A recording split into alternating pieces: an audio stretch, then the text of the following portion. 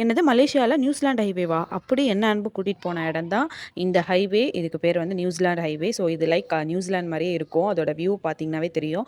2 பக்கமும் வந்து அப்படியே பச்சை பசேல்னு சென்ட்ரல்ல ரோட். அதனால இந்த ஹைவேக்கு வந்து நியூசிலாந்து ஹைவே அப்படின்னு வந்து எல்லாரும் சொல்றாங்க.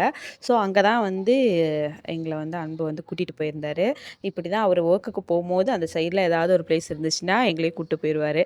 கேட்டா பாதி மலேசியாவே சுத்தி காமிச்சுட்டேன், பாதி மலேசியாவே சுத்தி காமிச்சுட்டேன் அப்படின்னு பில்டப் வேற விட்டுக்குவாரு.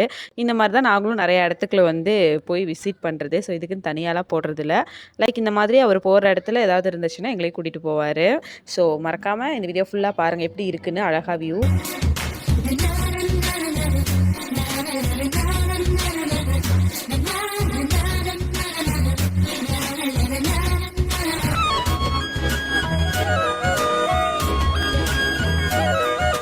இந்த வியூ எப்படி இருந்துச்சுன்னு கமெண்ட்டில் சொல்லுங்கள். அங்கேருந்து நாங்கள் வந்து டிடி அக்கௌண்ட் செஃப் கோலக்குலாங்க்கு தான் வந்தோம். அங்கே தான் உங்களுக்கு ஒர்க்கு முடிச்சுட்டு வரும்போது 2 பேருக்கும் ஐஸ்கிரீம் வாங்கிட்டு வந்தார்.